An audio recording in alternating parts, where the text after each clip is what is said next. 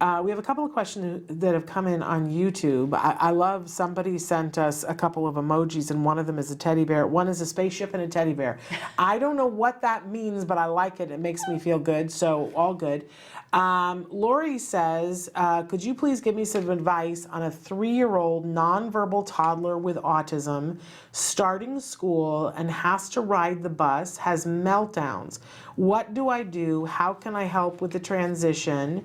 It says that they will be in a special class of 4 to 8 students. They're suggesting to take him to the school beforehand, but want him to ride the bus at least 2 out of the 5 days that he has to go.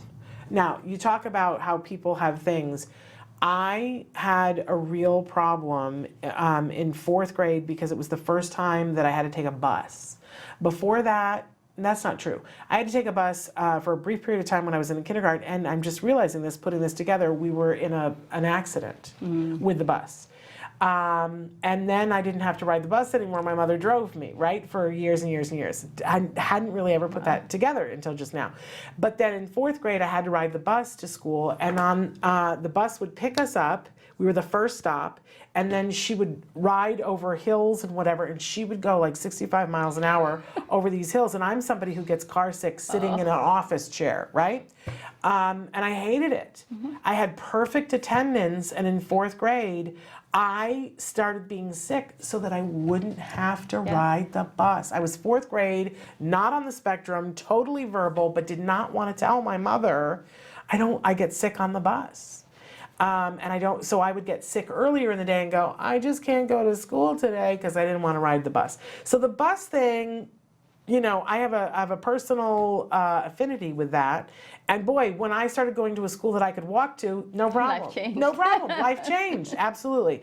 So what would you say? But so this is a 3-year-old who doesn't have the words to say what he doesn't like about the bus. And okay, so one of the things that we all look at is usually we look at kids going to kindergarten. And one of the things that people look at kindergarten is kindergarten readiness. Then they have preschool and they have preschool readiness. And for some reason, if let's say you're looking at a preschooler for preschool readiness, if they don't have all the skills, they say, why don't you wait a year, wait 6 months. You have a 3-year-old with a diagnosis and they want them in school. Right. It becomes an issue for me because I'm thinking, does this kid even have any school readiness skills? Right. You know, does he have communication? Does he have the ability, like, to regulate himself? There's a ton of issues. I mean, and I come from the ABA world, so I come more from the ABA world. If you're nonverbal and you're 3, you should be doing 40 hours of ABA because that's what research shows is appropriate. Yeah. And I know for me, when I started having kids and having schools, you want the schools to address everything. And the idea of fighting a school is very daunting. You had to do it for so many years. Oh my gosh. And I think that it's one of these This gray hair, all from fighting the school.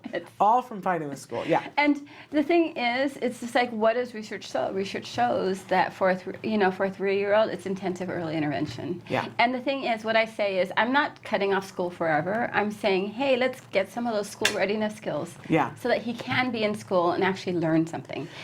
But you're not saying don't do nothing. Yes, I'm not saying don't do nothing. What is advisable in the studies that you're talking about is instead at 3, to, as you were saying, to do that 40-hour-a-week ABA program.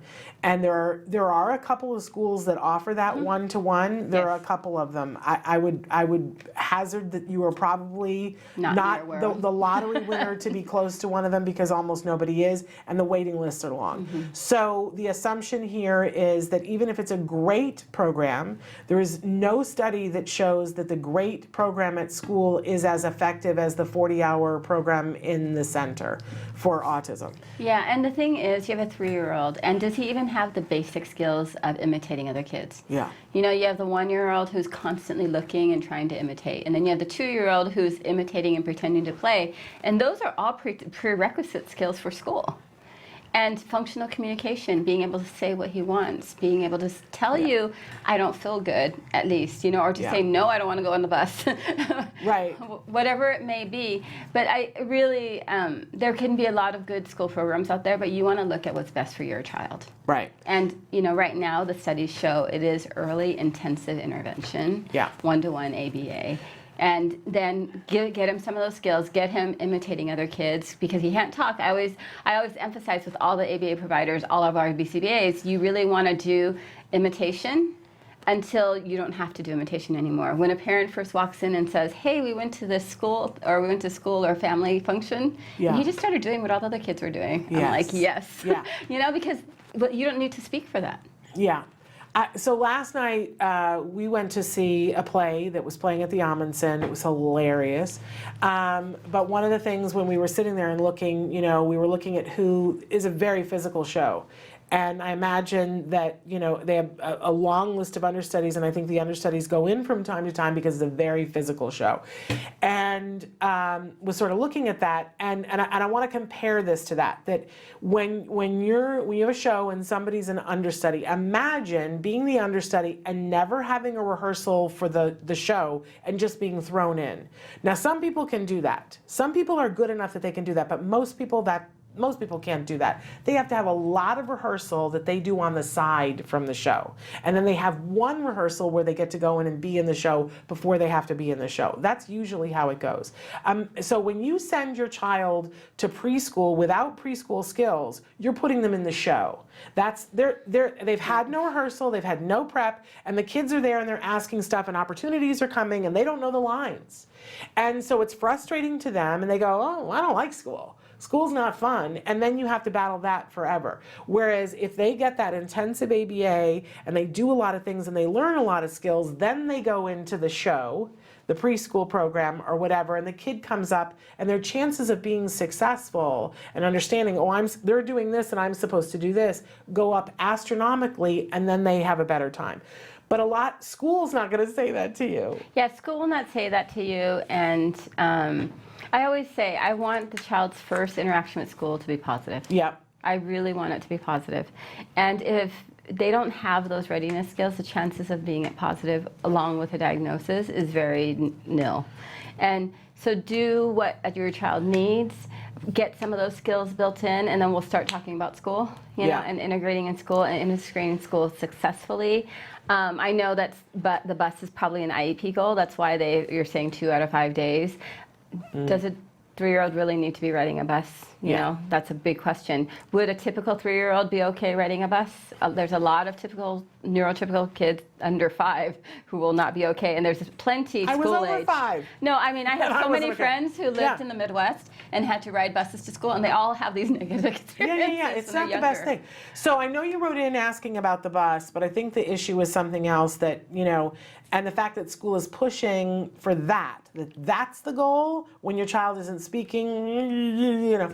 And I'm an ex-school teacher. I think school is a fabulous thing. None of us are saying that school is not a good thing, but there's a time and a place, and as you said, the irony of that a lot of times they'll look at neurotypical kids and say, we need to wait a year for them. But your child doesn't need to be just at home doing nothing, but can you get an ABA program started? Now, if you can't, write us back and we can, on another show, talk about desensitization for the bus. But that really isn't the thing that would be ideal to be working on with him. Yeah, right now. It isn't the thing.